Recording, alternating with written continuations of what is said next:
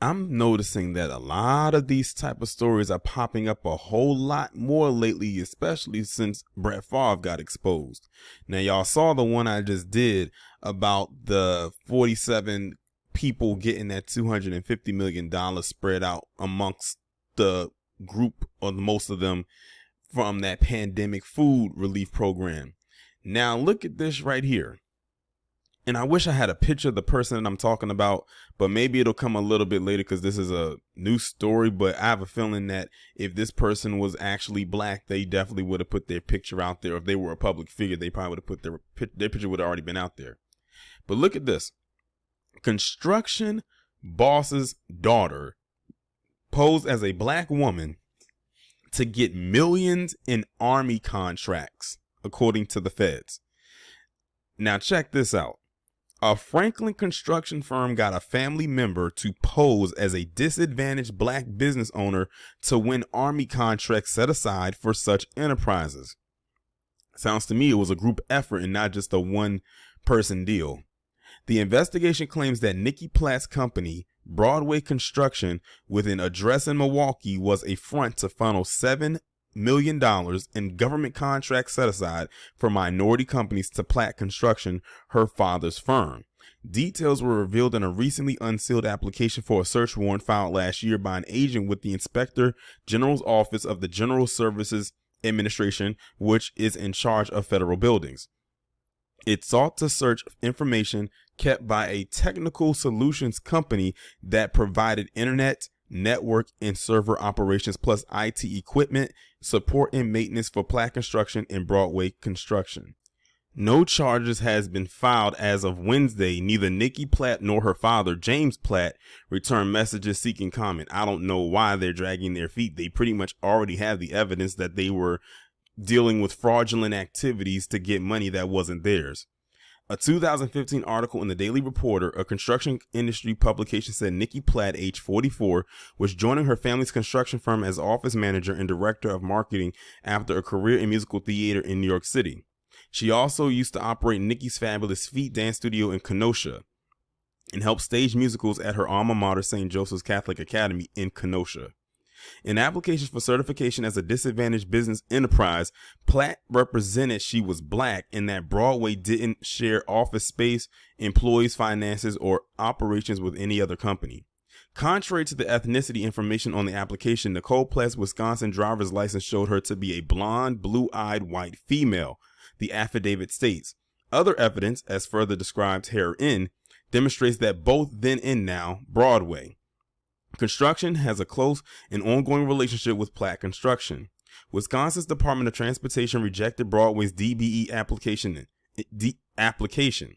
In 2019, she applied to the Small Business Administration for qualification to bid under a federal set-aside program. The SBA rejected Broadway because it didn't appear to have equipment or employees, and because Platt, who had been a dancer and in the dance business until 2015, didn't have a background in construction. Later in 2019, Broadway won HUB zone certification from the SBA.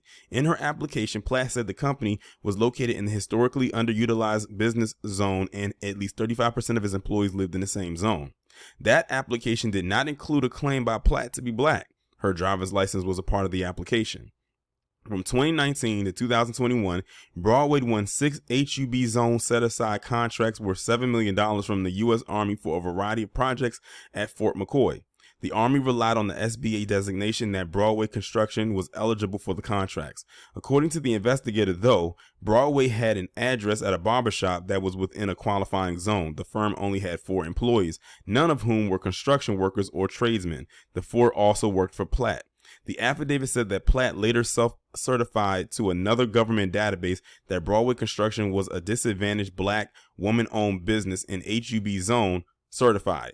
The affidavit said investigators conducted surveillance on job sites, reviewed bank transactions between Platt Construction and Broadway, and emails between Nikki Platt and various other contractors, accountants, and insurers. According to the government, it shows how Broadway functioned as a mere pass-through for work done by Platt. So there you have it. Yet again, you have another person, another PC individual being fraudulent and being a thief out here.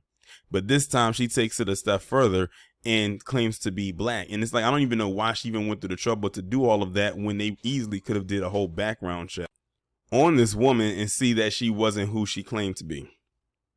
So she did all of that pretty much for nothing. I mean, well, she got something out of it. She got $7 million out of it that she shouldn't have received. And see, that's exactly why they be so mad at so-called affirmative action, even though affirmative action benefited people such as herself more than it benefits the people that it should have benefited, i.e. black people, especially black men. But we know how that turned out, and still turning out to this day. It's funny how you have a group of people that will call black people welfare kings and queens, yet you have this woman and her family who went along with it, as far as I'm concerned, posing as the same quote unquote welfare queens to get set-asides and money. And I bet you they wouldn't be called welfare queens or welfare kings. Just like I know they're not going to give that label to Brett Favre. They don't give that label to them. That's only to us. But a lot of these stories are starting to pop up more and more frequently now, but they're not new stories. It's just that lamestream media, as to be expected, is not going to pump them out there because of the aesthetic. So they're going to just treat this as one of those unique stories when it's really not unique at all. It's very familial. If you know where to look, you can find it. But the fact of the matter is that money could have went to an actual black person. So in my opinion, she stole that money. And if I was the people who was over this whole organization, I would make her pay every dime of it back. All of it. I don't care if that money was already spent. You find a way to come up with it and give it all back. And I would be the one to say with interest. Because as far as I'm concerned, her and her dad are both crooks. The article stated they haven't filed any charges. Gee, I wonder why. There's no pictures of her or her dad up there, even though we have their names. Gee, I wonder why. And I actually looked. I looked to see if I could find a picture of her and her dad, type certain keywords into the Google search. Nothing. As a matter of fact, at the time of me recording this video, there are only 2 articles. The one I just read and the one from the Daily Beast. That is it. And they can't really say is a new story. I mean, it is a relatively new story, but the one on the Daily Beast, which is what you see this screen capture from, was posted September 20th. I'm recording this over a day later, and there's still no picture of her or of her dad, but we know their names. We know the name of the company that they had going and the company that gave them the money. They're going to sit up there and say and make all type of wisecracks towards black people and how we shouldn't get this and that. But what are they doing? The same exact thing and even more. But that's, like I said, greed is a part of their history. It's a part of their culture. When people say PC don't have a culture, oh, they have a culture, all right. It's probably not one they're proud of, but it is what it is. Y'all let me know what y'all think about this down in the comments. Subscribe, hit that bell twice to be notified. If the bell for whatever reason is not working, I do upload my videos in a Premiere style format. That means you can click the notify me button to receive the notification when the video premieres. The links will be down in the description. I will talk to you in the next one.